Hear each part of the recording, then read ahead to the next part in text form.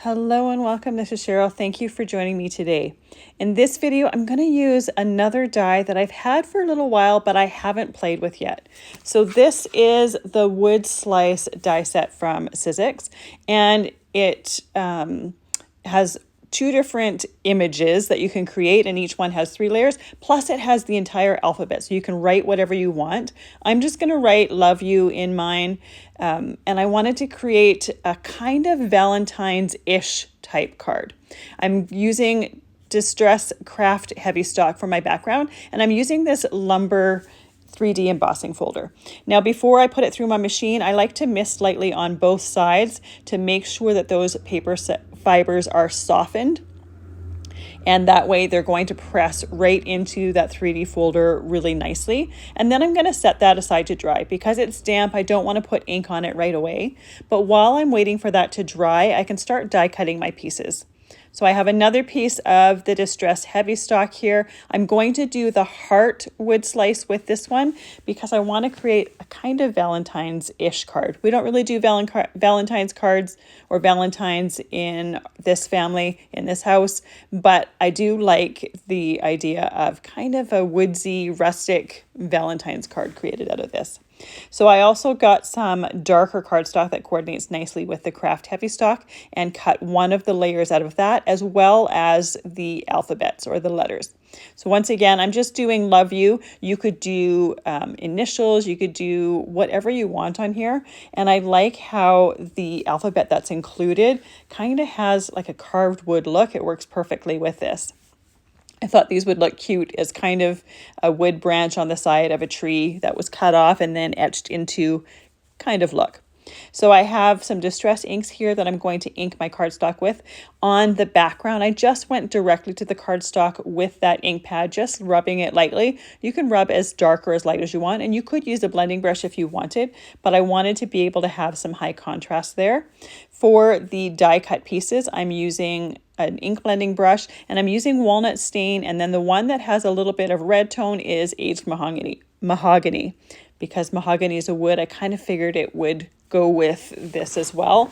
And it gives a little bit of a red pink tone to go with the Valentine's-ish theme. So I'm doing pretty much the whole piece of cardstock here. I wanted to have that craft undertone to it, so I didn't use colored cardstock. I wanted to have a little bit of variety as well. I didn't want just one solid flat color, and that's why I'm doing the ink blending. And then I wanted a nice dark color around the edge, so I went directly from the pad to the side of the cardstock. And then I thought it would also look nice over top of that walnut stain for the centerpiece. For the outside piece, I am putting a little bit of that walnut stain on there just to give it a nice dark edge to it.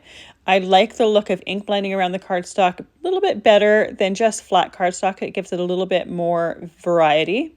Once I have that done, I thought that aged mahogany would look nice around that 3D embossed piece as well. I could have just done this with just the walnut stain, but I thought it would coordinate well with the die cut pieces and the ink blending on those die cut pieces. And it's really easy to go right around the edges. It just ties it in a little bit more and adds that color to it.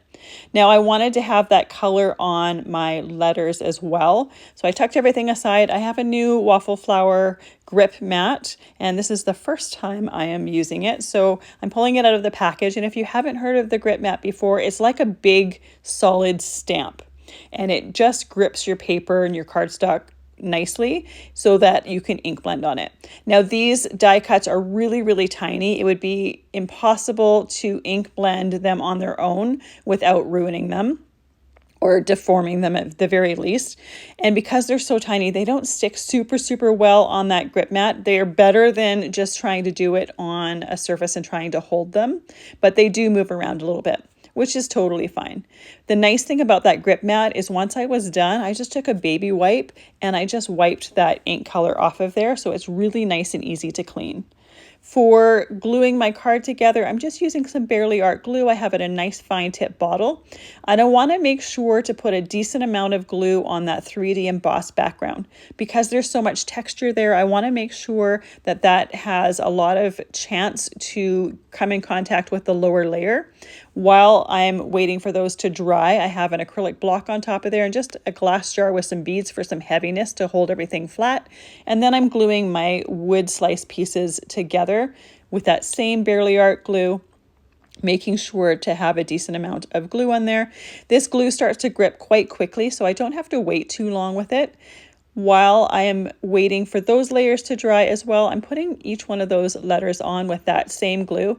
I'm using some tweezers here. It helps so that I don't get glue all over my fingers and I can get a little bit more on that die cut.